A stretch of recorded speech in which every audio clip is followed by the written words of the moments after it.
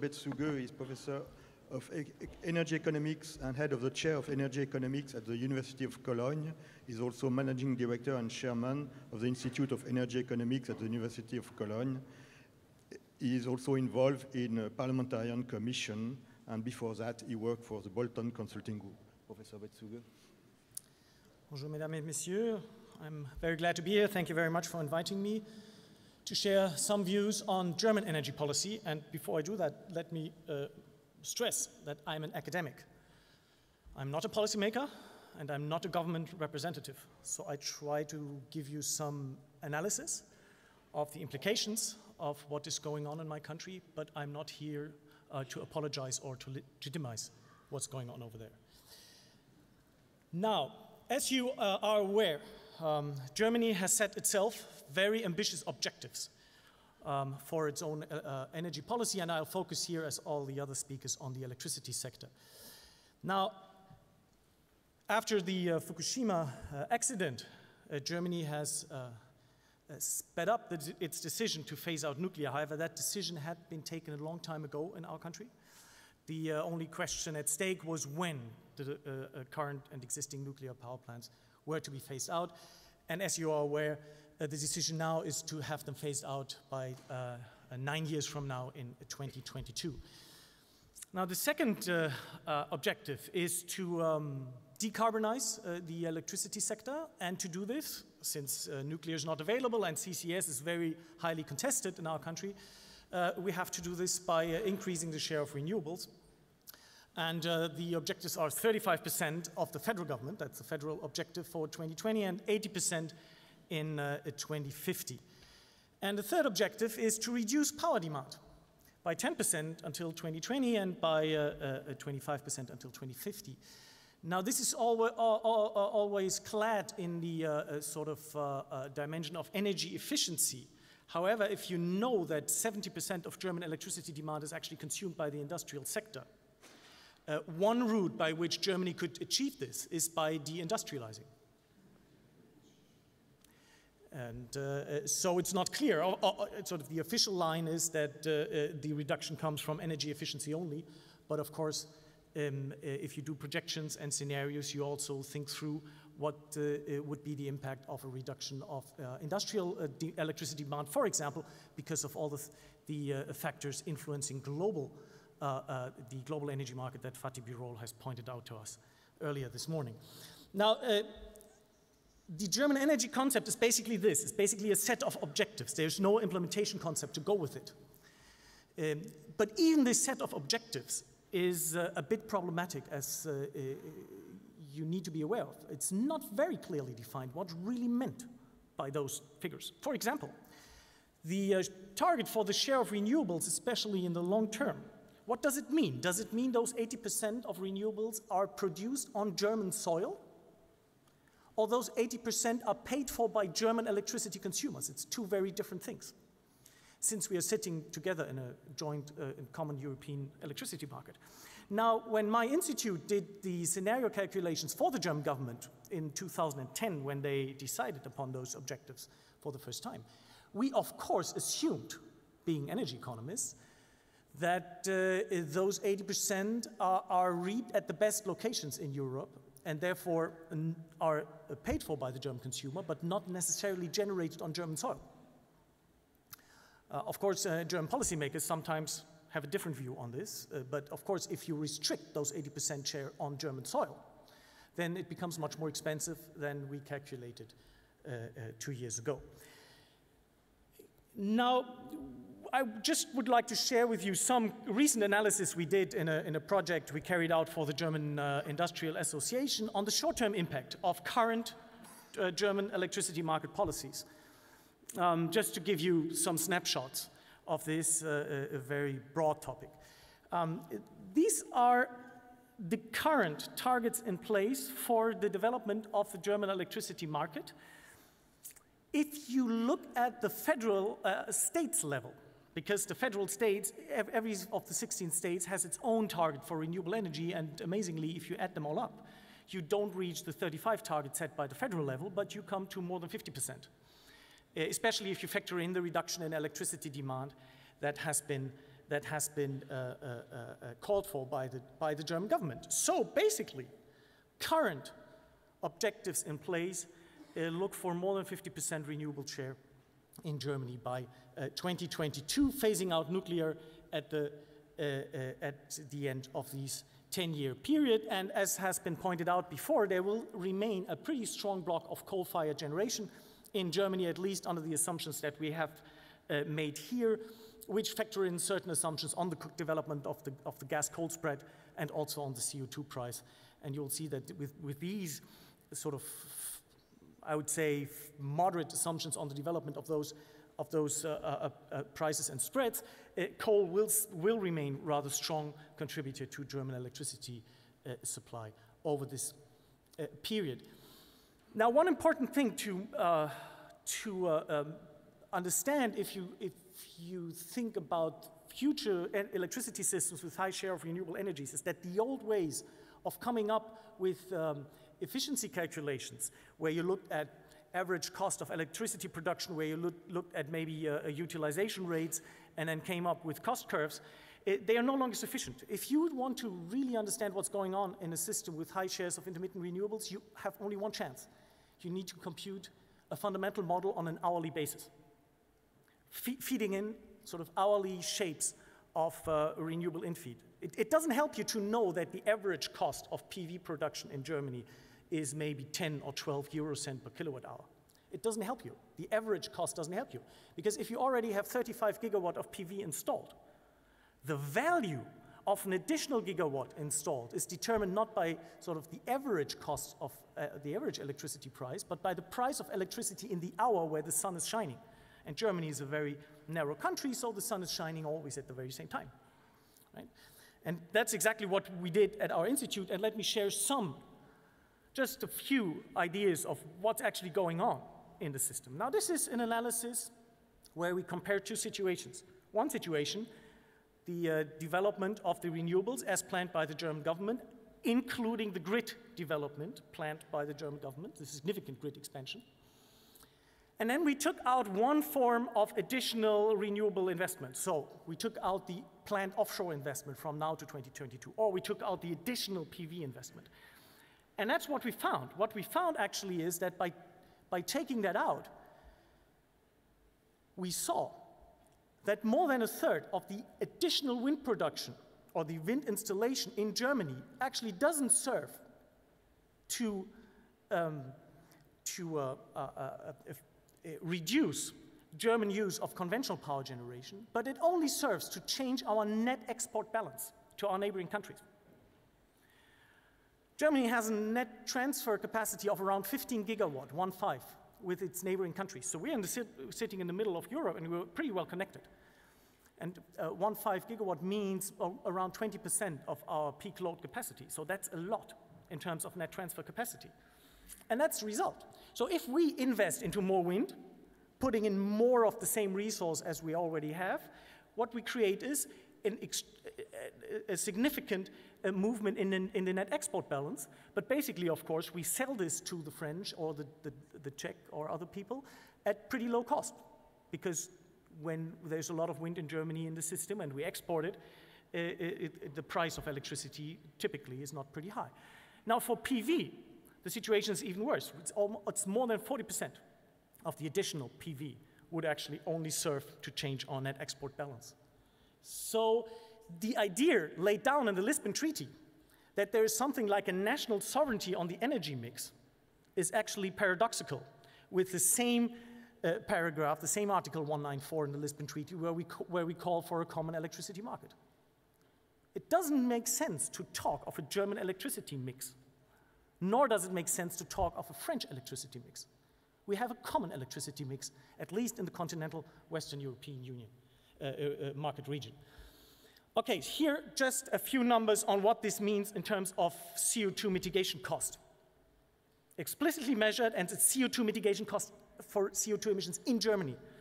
Now, obviously, under the EU ETS, it's clear that any subsidy that Germany gives to renewable energies doesn't help to change the overall emissions in Europe, right? It only changes the CO2 price.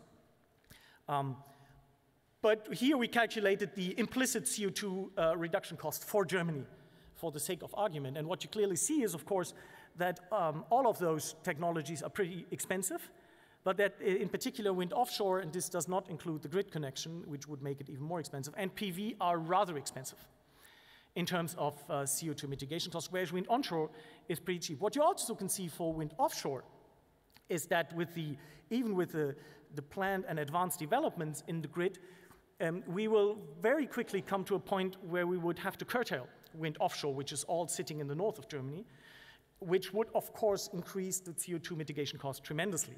The third thing that you can see here on this diagram is that actually the CO2 mitigation cost for PV is going up.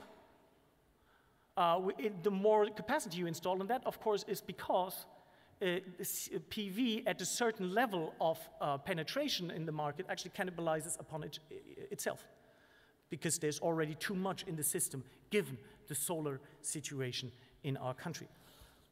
Yes. So if we were to realize the grid, we would be able to particularly lower the cost for the introduction of wind offshore. Now I go over this slide, but just to make you aware of one particular aspect. With all the wind in the north, the bottleneck is not between Germany and France. The bottleneck is within Germany. And this, of course, would call for changing the pricing arrangements within Europe to go for pricing zones that cross borders rather than stick to national borders. So to conclude, what the German policymakers call Energiewende or energy turn is basically currently only a collection of various objectives, which are, as I tried to explain, incomplete, overdetermined and unbalanced. Why are they incomplete and unbalanced? Well, because there are no explicit objectives for security of supply, and there's no explicit objective for the cost of electricity. That's why I think they are incomplete and unbalanced. Now, there's no implementation concept. Two key questions, and I'm sure we will discuss them here. One, do we talk about a German concept or a European concept? I gave you my view that we need to talk about the European concept for various reasons. And the second aspect is, do we talk about a regulated concept, as we have a regulated renewable side of the sector, or do we talk about a market-based concept, which is the entire rest of the sector? The costs and prices of electricity are spiraling in Germany, which only now starts to become a political issue.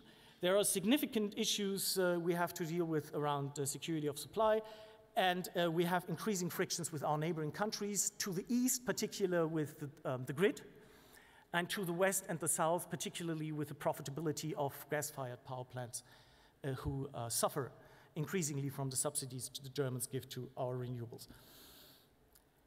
Finally, let me make the remark that German electricity policy has not much to do with the national interest, but has to do a lot with the special interest of those groups in Germany, and they are sizable. There are sizable groups in Germany who benefit from this type of electricity policy that is based on subsidies.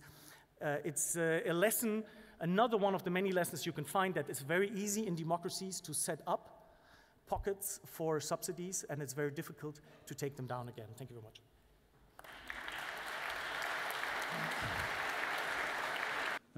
Professor Bettzuge, one question for Germany. So there is a strong debate now taking place, about this new energy policy.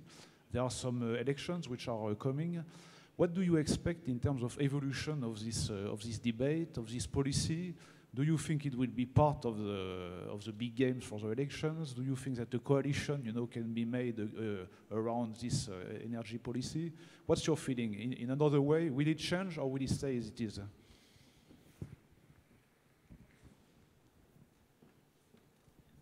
I think you have to distinguish between the various elements of the energy policy. The phase out of the nuclear, I think, is uncontested and will not be a matter of debate. And you can give a lot of explanations also to why this is also on economic grounds. Now, the second element is the renewable part.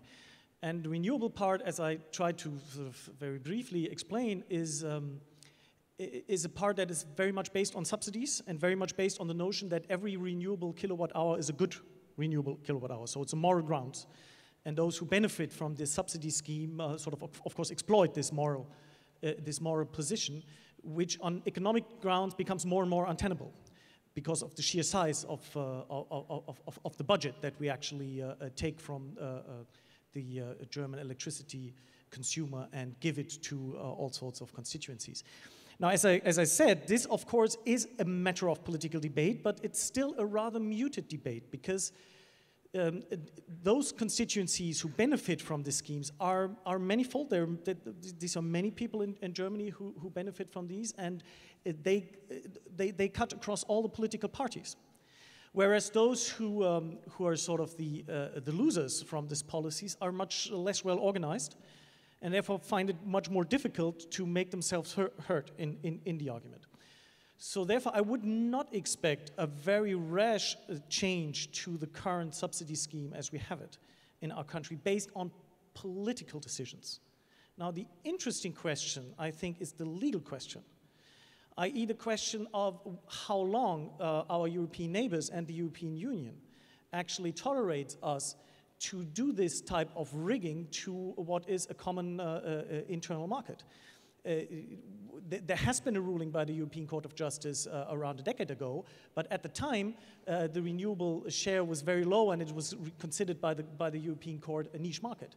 Now, this has obviously changed. We have a significant impact on the profitability and the system stability in our neighboring countries.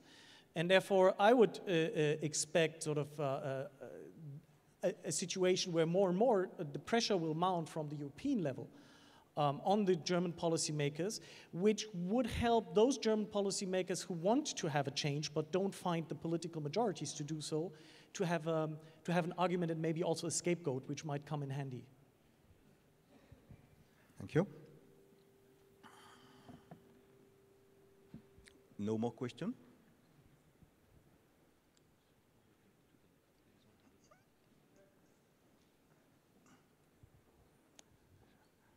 Very difficult to see.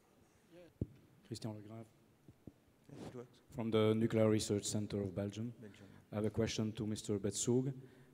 Do you think that in a democracy as Germany, it will be possible to have 4,500 kilometers of lines of high voltage between the north and the south, when we see that in the last 5 years, it was difficult to install 150 kilometers? Thank you. Thank you. It's a good question. Thank you very much. That's one of the most crucial aspects of what Germany wants to achieve. It is very clear also from our analyses that without those lines, and I showed you one very sort of example of those analyses, without those lines, the idea of making a fast increase of the share of renewables in Germany at the moderately high cost that we are looking at now is fully out of the question. So it's an inherent element of this concept that we achieve this. Now that's the plan. Now your question was whether we will achieve it. And I fully agree. If you look at the last 10 years, Germany has not achieved its plans. We are around 7 years behind the grid expansion of around 1,500 kilometers. On those, we are 7 years behind. And we need now to complete 6,000 kilometers on top of those within the next 10 years. And you can imagine yourself that this will be fairly difficult. However, there are some glimmers of hope here, because for some of the lines we can use existing lines which can be fortified, which can be changed from AC to DC and thereby upgraded. We can use the old nuclear power stations in the south of Germany as those places where those DC lines actually will be then connected to the AC grid, where we already have fortified AC grids. So it's not a black and white story. There is certainly for some of the lines there is good hope. For some other of those lines there's some problems. And there will be one crucial moment for Germany at the turn of the year 2015 to 2016, when the next nuclear power reactor in southern Germany will be shut off.